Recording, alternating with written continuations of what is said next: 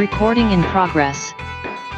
Hello out there in podcast land. Welcome back to The Broken Brain. It's your weekly dose of all things healthy, wealthy, or health and wellness. Maybe wealthy too. Wish the best for all of you out there. And all things psychology and culture. And we've got a big dose of both. I'm Dwight, of course, back here with you again. And I'm really excited to be joined by yet another. We've been reviewing a couple of people who have been premiering and showing films at the Dallas International Film Festival, or DIFF for short. And today is another one of those that I'm very excited to share. I'm joined today by Paul Levatino, who is the director and producer of Bastards of Soul, which is, as of just last week, I think, the winner of the Audience Award at DIFF. And you are making kind of the festival circuit, going around to some different places with this wonderful film. So, Paul, thank you for joining. Really welcome to the show. Yeah, thank you. I'm excited to be here, and thanks so much for your interest in this little film. Oh, it's a wonderful film. I was privileged. You guys shared with me. I'm virtually been able to participate with some of these things in the festival, and as I got the screener, as I was just mentioned to you as we were getting ready to record, kind of watching that and even just touching up. Okay, here and there, this happened. Just very emotional watching it, and we'll get into some of those reasons. I have a short description just so people know that this is a film in this comes right from the description on the festival. It's Bastards of Soul offers a deep dive into the heart of an electrifying Texas band on the cusp of international recognition, navigating the success with live performances. And in particular, you focus a lot on the following the pandemic, but particularly the sudden tragic loss of their unexpected frontman, Chadwick Murray. He was a well-known working bass player who this was his first time fronting in a band like this. And you talk about the loss, and his death becomes the emotional core of the story, obviously. Very, very powerful film. I wanted to dive in to ask you a little bit about your connection to the band and what made you decide to make this. You were obviously, I can only anticipate from the footage that's there, obviously you were connected before knowing of the tragedy that was going to happen. But what can you tell people about what led to the creation of this film?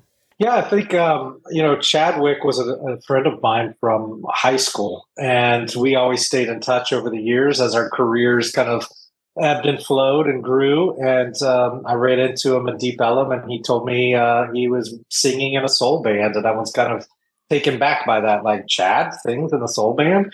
So I had to go see him perform and actually do that. So after a few times seeing him perform, I was like, I would love to work with you guys somehow. My background has always kind of woven around talent management and artist management. I've worked with a lot of different artists and bands and collaborated with them in various forms. And the band, probably around it was in 2019, was just like, we would love to work with you. How could we work together? And I said, well, one thing I could do is maybe start filming everything.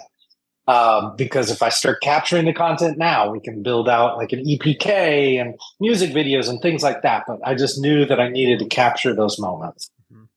You capture this very, I would say, pivotal, if that's a good word, weekend that they have at this. By the way, just wonderful. If you were, I don't know, if I would imagine for a filmmaker, picturesque kind of studio experience, right? Is this little from a viewer, it just seemed like here's this kind of like rustic kind of farm sort of a scene, and you've got your very just I don't know, if I was going to think like what's an awesome blues, funk, rock kind of recording situation, it would I don't know if I could come up with something that, right? Like this. Yeah, holy cow. Yeah, I mean, that was an awesome opportunity when I heard the label wanted me to film them coming out of COVID. Like, they're going to go into the studio and record kind of the 60s style live to tape, thing. Could we maybe do the process? And I was like, well, I want to record the process from the time they get there to the time they're finished, and just kind of show viewers kind of fly on the wall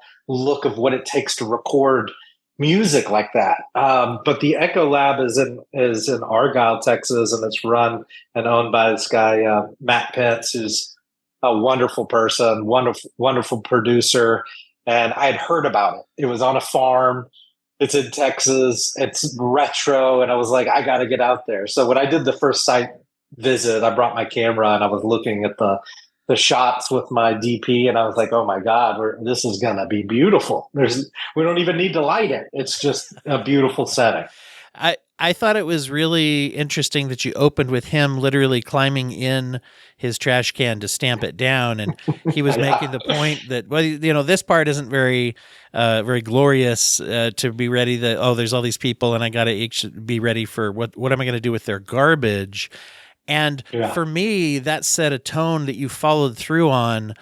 I think many times being outside of a creative process, people think of art in very kind of touchy-feely ways of the surface of, especially if we're not a musician or something, right? It's like, oh, someone's Right. good at singing, someone's good at instruments, and we understand there's hard work. Right. But really getting into, here's like the nuts and bolts where there's an expertise. There is like obvious years of experience where it's like, oh, you guys should do that again, but do this, back up for your do this, and Right. the pacing, and just getting into, we're doing the nuts and bolts of creativity. At least that's what that communicated to me as a viewer. Yeah, I'm glad you pointed that out. I really try to take the style of, when it comes to documentary form, is capturing that moment in time that you'll never see again. And, a lot of people want to build documentaries with back-to-back interviews that kind of tell a story. And I do think that there's some of that is necessary, but I really like almost following that moment of time and capturing something that happens. And we were just following Matt outside, and he was jumped in the trash can and started stomping the trash to try to make room for all of these band members coming. And because he had a session the night before and it was already full. And that's the kind of thing that most people would never think about in a recording situation. Like, they think that you just roll in, everything's perfect. Well, no, I mean, there's cigarette ashtrays outside and empty beer bottles that have to be cleaned up. I mean, that's part of the joy of, being in that band's kind of environment. Mm-hmm. Well, and I thought, obviously, Chadwick is the main focus because of the tragedy, and just because of his story was very inspirational. Mm-hmm. I wanted to see if you would tell people a little bit about him and a little bit about why that was, that this was such, probably everybody can appreciate that it's great to have your dream come true, obviously, or whatever, but for him to go from bass player to frontman for the band and just who he is as a person. Yeah, so when I set out to kind of film this, it was really more to capture that process of the band itself. But I just had this weird feeling that I wanted to capture as much kind of personal story as possible with Chadwick and some of the other key members of the band. And because I didn't know how I would use it, I just knew I would use it somehow. And when Chadwick passed away in the process, we were all devastated. It was hard for me to even look at the footage. So I had to go back and go, okay, well, this was what I was setting out to make, a 20-minute or less piece, that kind of told this process of the recording. But I have all this great live footage. I have these other interviews.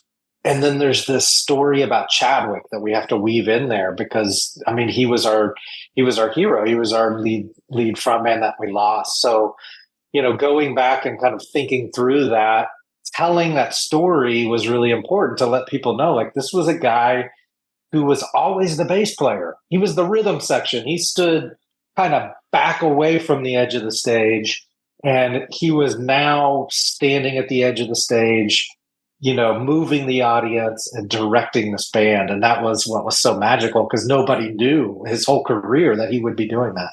Mm-hmm. And what limited, I'm going to throw this out there for anyone who may not know, whatever limited amount of knowledge I have of the formation of a band, the bass player is sort of a background important anchor, but not necessarily the one that's getting attention.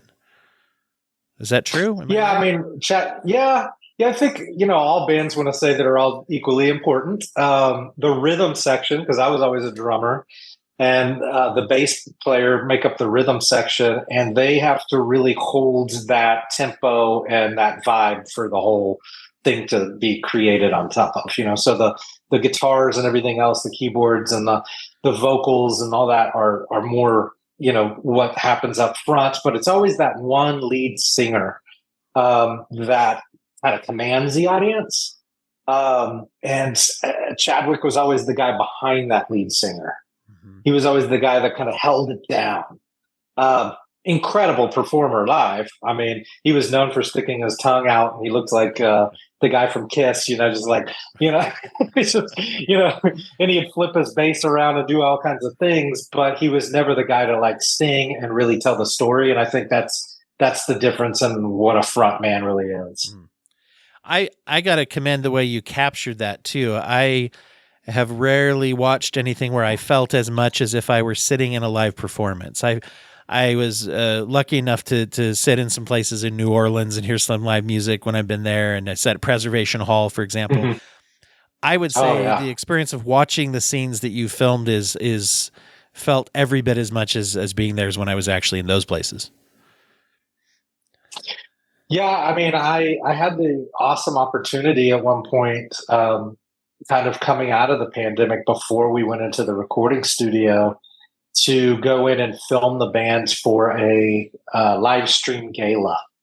And I got on this performance. I was like, look, we can't get in person for this gala.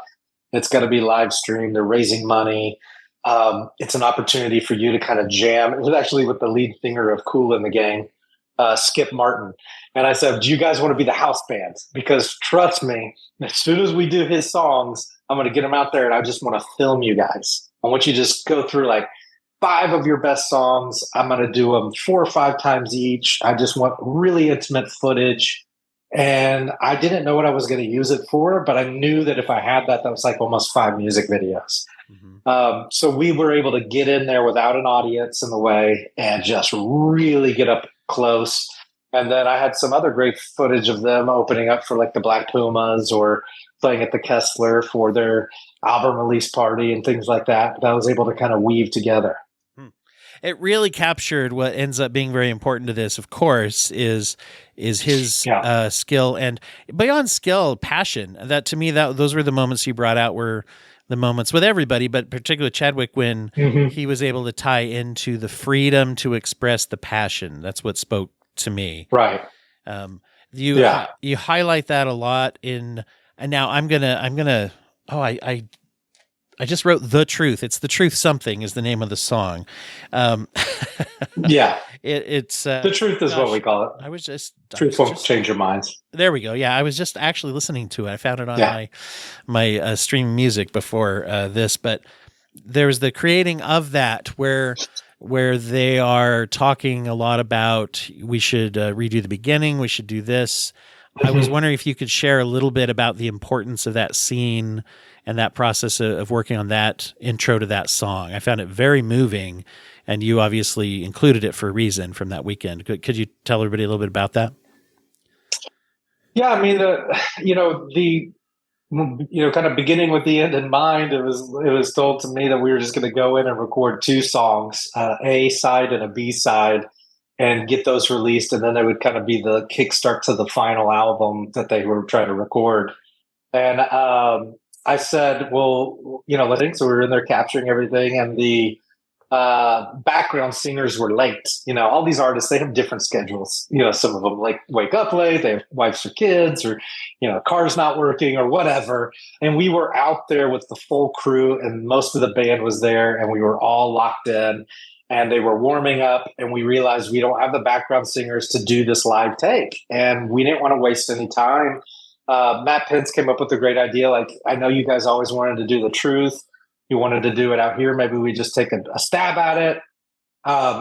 But, it captured that moment when you have a song and a lead, singer who the song was not written by him. Immediately had to be put on the spot to deliver that performance live to tape. And I'm sure he had a lot of pressure because he had like 4 cameras in his face. And he was like, okay, let me try it. And he just started trying to work on it. And you see kind of some of the frustration, some of the ego, some of the, back and forth with the songwriter and producer, Chad Stockslager, who was playing piano, and Chadwick, who's the lead singer, trying to craft the song. He didn't want to disappoint anybody, but he really wanted to make it great, but he felt the pressure. And we were capturing that, and we didn't know what was going to come out of it. And I think after like 3 takes of him doing it, he said, okay, we're going to go back in there. We're going to try it one more time. If we don't get it, but I'm going to try it one more time. And he just nailed it. And the emotion of that moment, capturing that art being made and them connecting, was just such a beautiful story. I had to include that to kind of show that that's the real art right there happening in real time. Yeah. It stood out to me as they were talking, and even being someone who, doesn't necessarily, I don't know all the technical, like the jargon of how they're saying, okay, you do this, they talked a lot about the timing, obviously. And, but the thing that it spoke to me emotionally too was what led to that moment where he was able to nail it. It sounded like he, and you say Chad was the piano player, right? Yeah. They were talking about, to me, it seemed like talking about, how do we have each other's back? How do I help you? And right. How do you help me? How do we work together? That struck me very much about the honesty that they were having with each other about the creative process, and just supporting each other really stood out to me. Yeah, and he brought it up. He was like, I've always been a bass player, and I'm used to playing, kind of on the 1s and 2s, kind of, and this is not that time signature. Music is really based on math, believe it or not. And, for somebody who hated math growing up, I was a drummer. And when I found that out, I was like mad that I had to like embrace math. But yeah, math is like, it's basically what he was doing is floating over the music in a way where he could kind of go a little bit ahead of it and come back behind it and just kind of float over it, where it felt a little rushed in the beginning because he was trying to sing it and the piano was trying to push it forward. And once they kind of locked in, it was just this magical moment that they created live. It's a lot of times in music these days, you have great songs, but they're made on the computer, and you can stick them in the computer, and AI can move it forward and backwards and match up the voice perfectly. There's a pitch here that's wrong, and and you lose some of the soul in that. But when you do it live to like actual 2-inch tape, kind of like the way Pink Floyd or, the Rolling Stones or Led Zeppelin would record, you get this warmth and kind of real time recording. That's just that moment of time, kind of like how I was filming it, capturing that moment of time that you'll never be able to capture again. It'll always be a little bit different, possibly. I thought it was fascinating when they talked about, I think it was the horns, when they said, do we want to mic them the way, I'll say it wrong. Do we want to mic them the way they would back then and get accuracy? Yeah. And it won't sound quite as good as we could do it with modern technique. Right. Or do we want to do modern technique and have it sound better? I was fascinated. I thought that the discussion was even more interesting than the resolution, right? It was like, how do we decide? Do we do this less perfectly or more ideally, and lose which one do we want to lose? Right. That was amazing to hear that discussion. Yeah, and it's just watching Matt Pence's way of kind of capturing music and producing music. He's a genius in his own world. Is what he does. He's in his genius as far as how to communicate with the band, but also how to capture sounds the way he does. And I think he realized that this is an opportunity to either capture it this way or this way. This might sound better than the other. The other one might be more true to the 60s. Do you want to do it that way? And I think ultimately they actually went for the more modern way to do it. But it was still live. We still did it live. Yeah. I often talk about this, and this is a therapy intervention too, is this concept that going through a decision-making process is even a little more important than the decision that is made, is that you're being purposeful, you're being mindful of what's going on. And so, I think that's that's very fascinating and important to see how people, get to a place, and even if they would have had the same resolution, right, of just, well, let's assume that we'll do it X, answer. I still think the process is so valuable to go through purposeful decision making is very powerful. Mm-hmm. I focusing then into now the tragic nature of the loss, and by the way, you really capture some of the, first of all, the stark sadness of this really comes through. And you could, you really, as a viewer, you really start to feel like, this great guy. And then, especially if you've read the description before you watch it, what's coming, which of course you didn't as you're creating it, but you really capture the starkness of that emotion. It's like real punch, of really feeling that. And then also the complexity of all the nuances of grief and everything that come in. Maybe the best way to start that would be just to tell people a little bit what happened to Chadwick. It seemed like it was very quick, really. It was very quick. I mean, for me, I was capturing the interview with Hannah to kind of tell that story. I knew I needed to tell that story. Max could have told that story. Hannah, his best friend, Hannah was his wife. Max was his best friend, and also very close to me as well. And Hannah said she would tell it. And, I was honored by that. And I think we were all scared to death by that. And we went for it. But, in my perspective of what happened was, we were just like gearing up out of COVID. And it was like, all right, this band is like, we're going to hit the road. We're going to get out there. We're going to release this album. This is the momentum. I had spoken to Chadwick not more than a couple of weeks later, because he was doing some other vocal arrangements for a couple of the songs that ended up being the final album. And he mentioned to me that he was having a little trouble with his breathing. And he said, I'm gonna talk to this vocal coach. I said, I might know somebody. He was like, I don't know what it is. But he wasn't feeling that well, and we were planning on going on what they call a baby, or we were going to have like a double date, and it didn't happen because he had a baby moon lined up with his wife. And that weekend they got together. They went to Fort Worth and did a little staycation, and he started feeling bad and low energy, and nobody knew what was going on, and it just progressed. And within a week, he was having to go to the doctor, and they thought it was COVID, but it wasn't. And they tested all different kinds of things, but then it got so bad that Hannah had, thought maybe we should just test his oxygen levels, and realized that they were dangerously low, and rushed him to the hospital. And within a day or two, he ended up having to be intubated just to save his life, because he couldn't. And when he came out of that, the biggest tragedy was his son was born right when he was coming out of it, in the same hospital that he was being treated. So when they pulled him out and he was able to open his eyes and start comprehending what was going on around him, he didn't really have a lot of movement, but he was able to see his son. And I think anybody could like understand the tragedy in that and the pain in that, but the beauty that he was able to get that gift,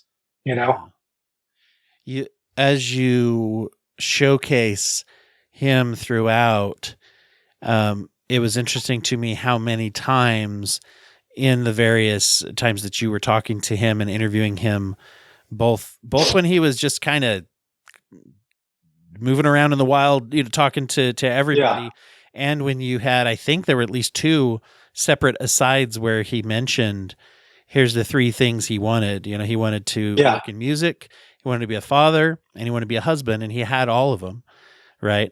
That were happening, and he just seems so excited and into his son being born, and of course then to see all those things happening, and then to have this loss is just a tremendous loss and tragedy. And I was curious, as you mentioned, the beauty side of that, and what a beautiful part of his life that it was, it brings up this question. We see someone hit their dream, which many people never do, right? In their dreams in various ways and complications in life. Do we mourn how brief it was, or do we celebrate that it happened, right? To me, there's an inherent question Right. there. Yeah. And here's your thoughts about that.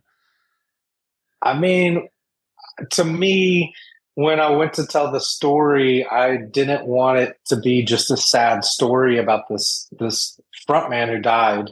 I wanted it to be a story about somebody who was finally realizing all their dreams. And I felt like anybody who's an artist or a musician or a creative or even an entrepreneur, when they're chasing their dreams, like, this is your moment to chase it. And there's this point where you can't wait around too long because tomorrow may never come. And I opened up the film with a statement like that because it really encapsulated what the feeling was for me. Was Chad was ready, and COVID slowed everything down. But then they wrote like 3 albums while COVID was going on, and everybody was at home. They were passing music back and forth to each other and writing songs, and then they started recording as soon as they could. And they got in there, and he was ready to go for it. And I mean, he was having very personal conversations with me about the balance of quitting that full-time job and going out there and doing this for a living, and supporting his child that was coming. But he always wanted to be a dad. Like, he was so excited about it. And that was just Chadwick. And, so grateful I was able to capture those moments, because that's going to really be like, most kids who lose their fathers before they know them would never get that chance to really understand who their dad was. And so I think anybody who's a parent or an artist or anything can relate to that. Emotionally, that's what I've learned as I've screened it. When we went out to the world premiere at Sun Valley Film Festival, I was scared because I was like, I don't know anybody here.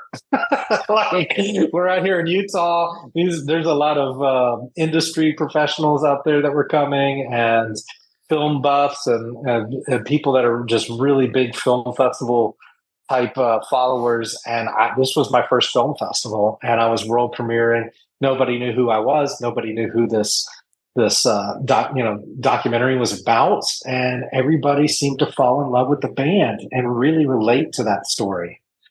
So then that gave me the confidence after that, like, okay, this story resonates with any kind of audience. So we went to South by Southwest, smaller, more industry focused audience for us, but they all resonated with it well. And then, of course, DIFF, Dallas International Film Festival, that, it is like the homecoming. So many people got to experience that and see Chadwick and see the band that they loved doing it one last time, Well, I think that universality, I have a theory about this, the connectivity that you have. And there's a counterintuitive aspect to grief.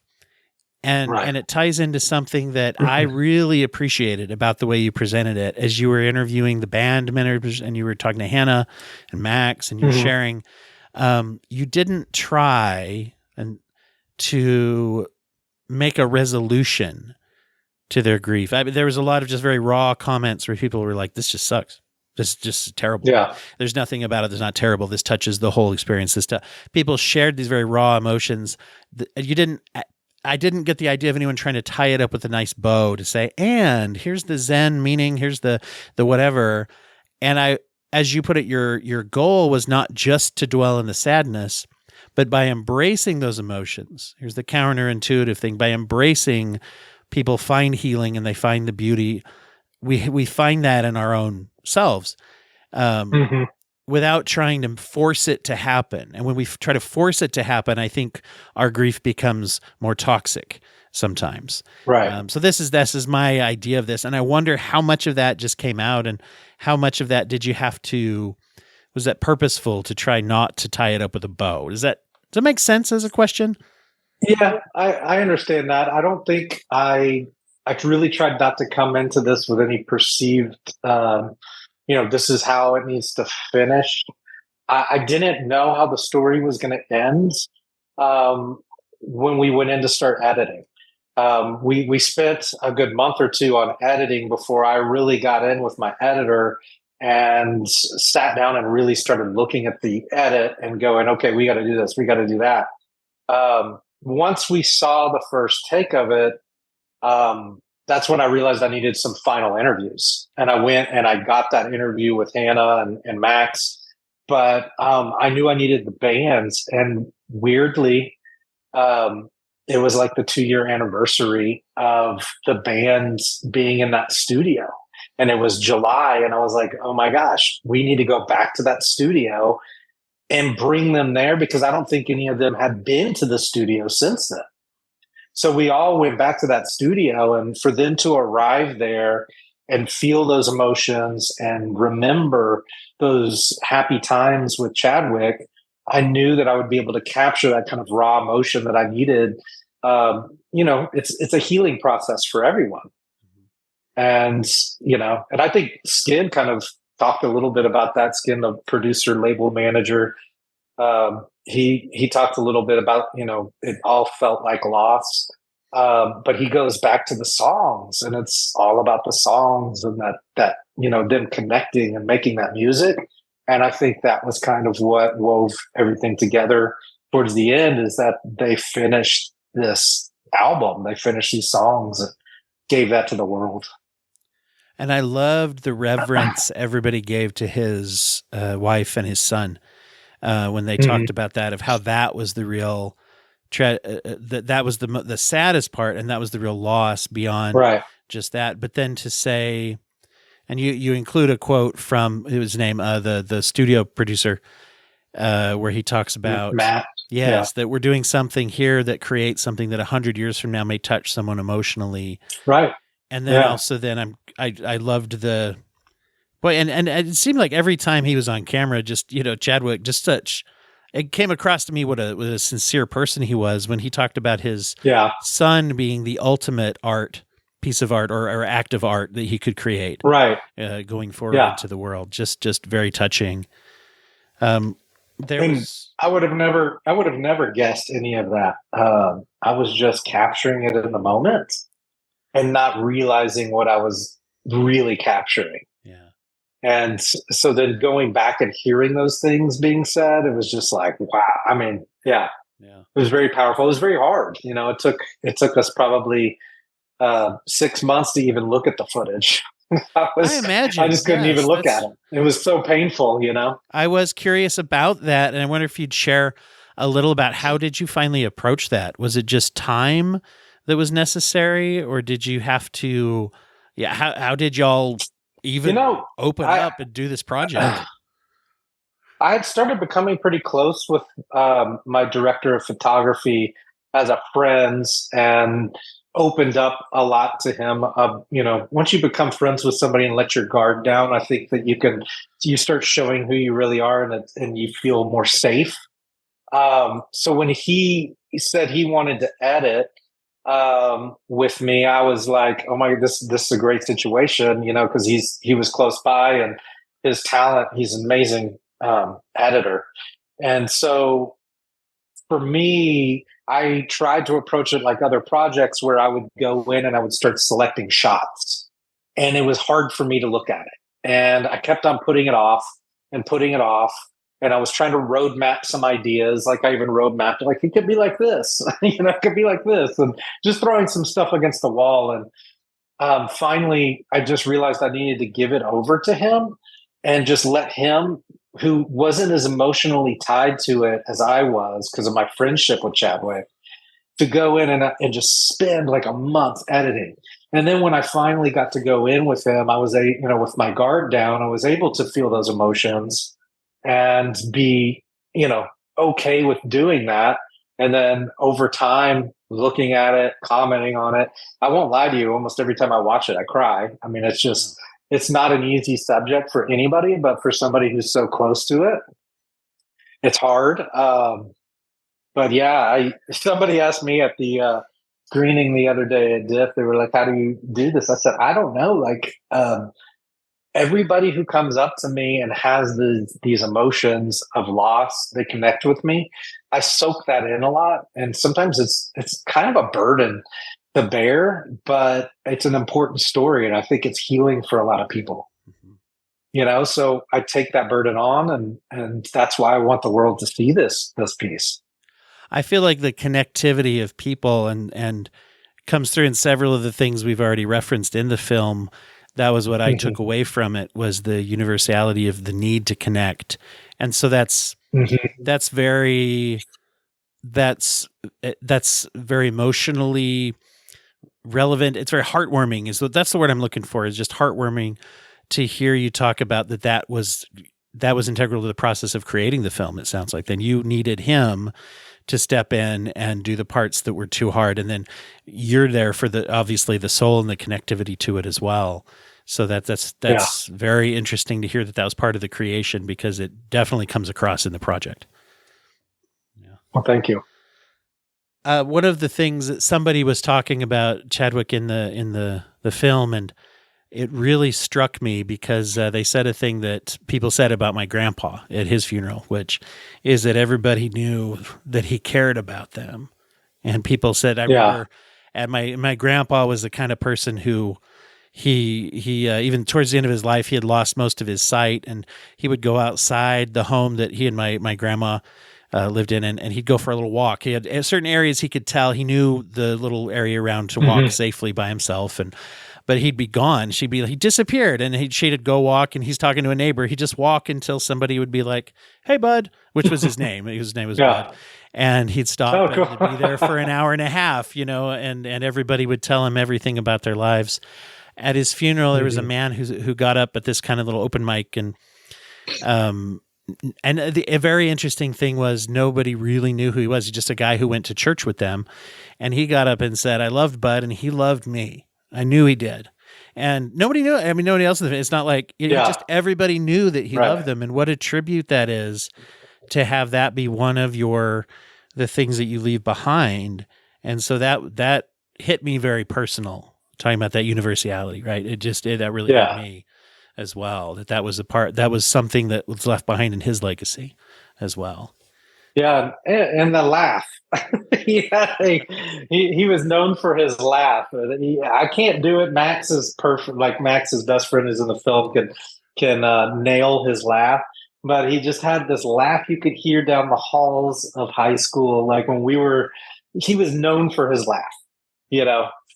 If you were walking in the hall, you could hear him all the way down. You go, "That's Chadwick," or if you were at a nightclub and it was loud and you heard that laugh, like you knew it was him. And I tried my best to try to find every moment that he laughed, to put that laugh in, because the people who knew him knew that he was just kind of, famous for that laugh. You asked the way it made people feel too. You asked I have that emotion now as we're talking. You can tell it's coming through. We both, and that's obviously one of the beauties of what you're doing. I wondered about a question that you asked the members of the band. You asked them each about what's the legacy that's left behind. And I was curious what went into asking that question. What led you to ask that? Well, I felt like, the band was setting out to kind of finish what they had started. They had these 3 albums they wanted to release, and Chadwick passed away, and one of them was not completely finished. A guest vocalist came in to finish one of the last songs, which was a song for Hannah that Chadwick wrote for his wife.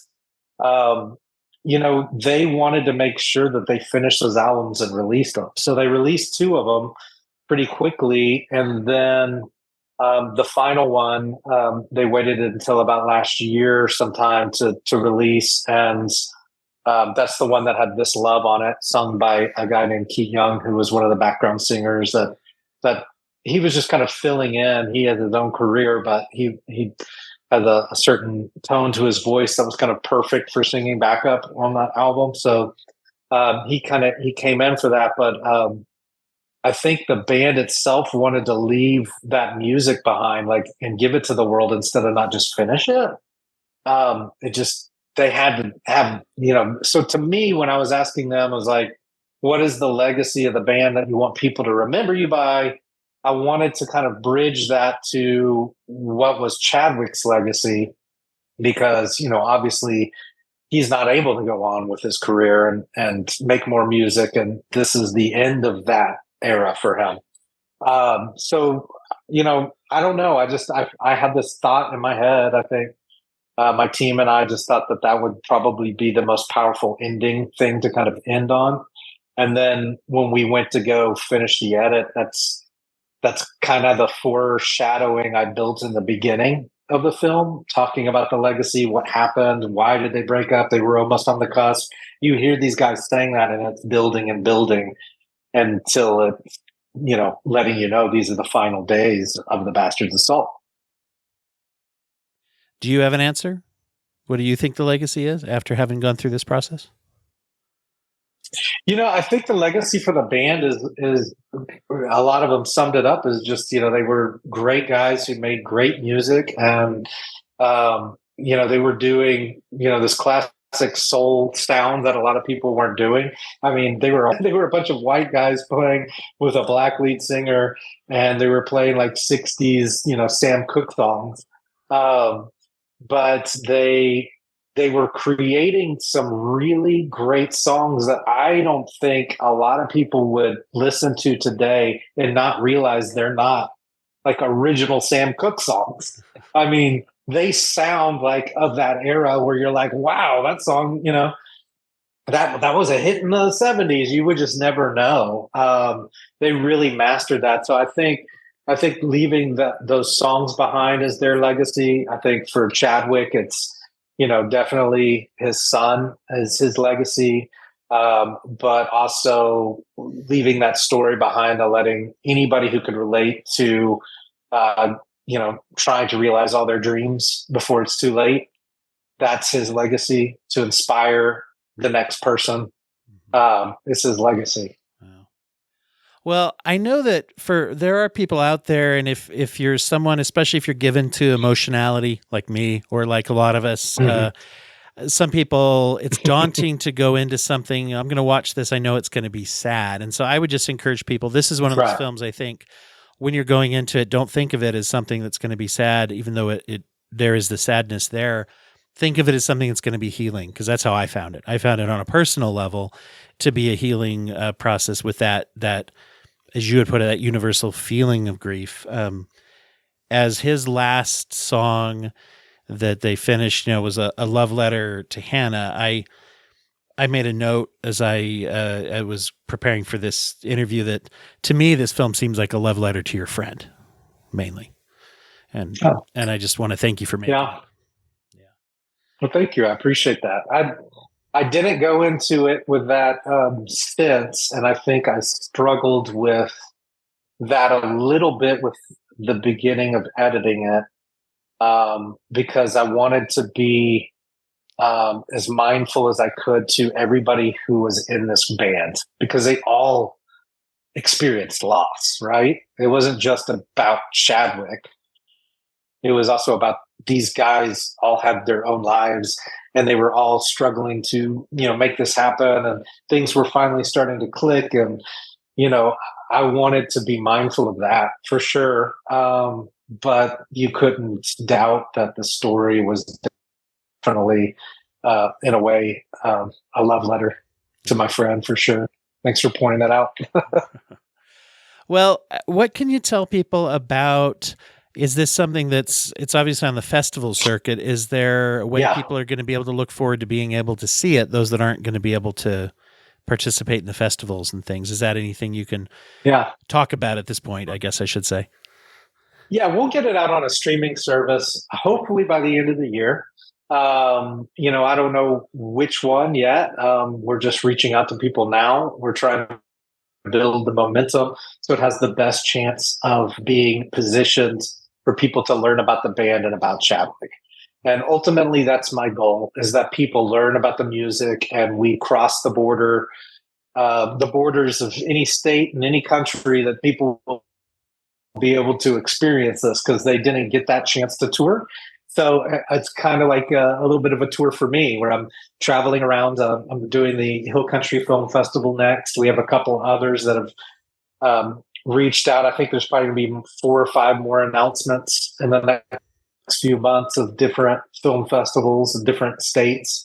And hopefully with that momentum, the wild west of film distribution will be figured out, and we will get it out there so the fans and people that are just interested in this kind of story will be able to experience it for sure.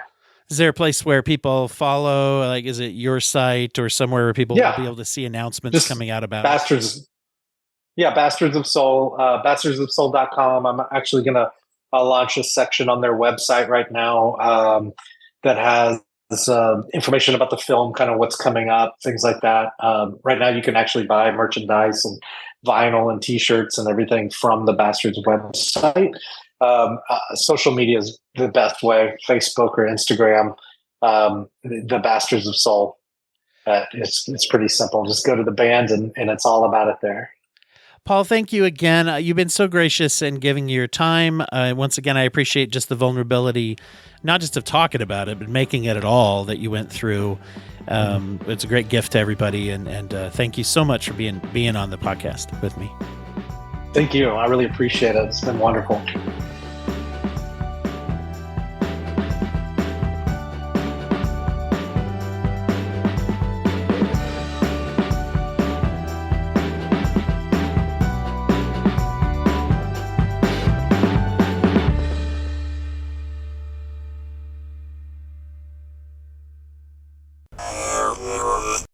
Thank you for listening to the Court and Parts Podcast Network. To listen to more Court and Parts shows, visit courtandarts.com.